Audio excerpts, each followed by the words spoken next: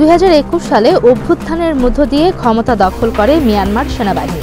গত অক্টোবর থেকে মিয়ানমারের জাতিগত বিদ্রোহী 3টি গোষ্ঠীর জোট সমন্বিতভাবে অভিযান শুরুর পর দেশটির সেনাবাহিনী চাপে পড়ে। এমন অবস্থায় সেনাবাহিনীতে জনবল বাড়াতে গত ফেব্রুয়ারিতে বাধ্যতামূলক যোগদানের আইন কার্যকর করে জান্তা।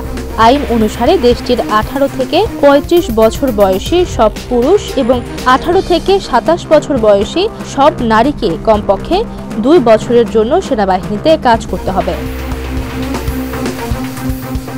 সেনাবাহিনীতে বাধ্যতামূলক যোগদানের আইন কার্যকর হওয়ার পর মিয়ানমারের নাগরিকদের অনেকেই দেশ ছেড়ে অন্যত্র চলে যাওয়ার জন্য জোর তৎপরতা শুরু করে।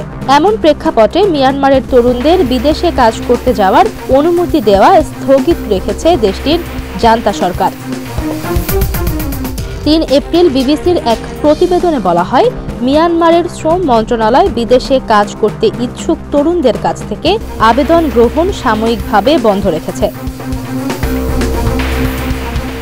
বৃহস্পতিবার রাতে শ্রম মন্ত্রণালয়ের এই বিবৃতিতে বলা হয়, দেশ ত্যাগের প্রক্রিয়া সহ আরও বিভিন্ন বিষয় যাচাই বাছাইয়ে বেশি সময় নিতে হবে। সে কারণে এমন পদক্ষেপ নেওয়া হয়েছে। জানা যায় 3 মাসে প্রায় 1 লাখ তরুণ ওয়ার্ক পারমিটের জন্য আবেদন করেছিলেন। এমন পরিস্থিতিতে তাদের আটকানোর জন্য বিদেশে কাজের অনুমতি না দেওয়ার সিদ্ধান্ত নিয়েছে জান্তা সরকার। আন্তর্জাতিক শ্রম সংস্থার হিসেবে 2020 সালে 40 লাখের বেশি মিয়ানমারের নাগরিক বিদেশে কাজ করছিলেন। মিয়ানমারের তৎকালীন সরকারের তথ্যের বরাতে এমন হিসেব দিয়েছিল ILO। বিশ্লেষকরা বলছেন, 2021 সালে ক্ষমতা গ্রহণের পর মিয়ানমারে জরুরি অবস্থা ঘোষণা করেছিল জান্তা সরকার। সম্প্রতি সেই জরুরি অবস্থা আরও 6 মাসের জন্য বাড়ানো হয়েছে।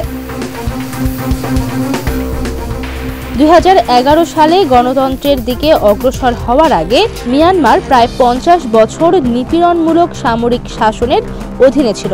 এরপর একটি গণতান্ত্রিক সরকার দেশটির ক্ষমতা গ্রহণ করেছিল।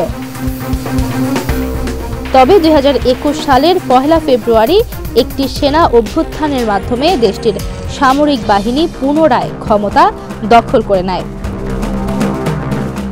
এরপর থেকে মিয়ানমারে যুদ্ধ ও সহিংসতা চলে আসছে। জাতিসংঘের মতে এ যুদ্ধে হাজার হাজার মানুষ নিহত হয়েছেন আর বাস্তুচ্যুত হয়েছেন 26 লাখেরও বেশি মানুষ।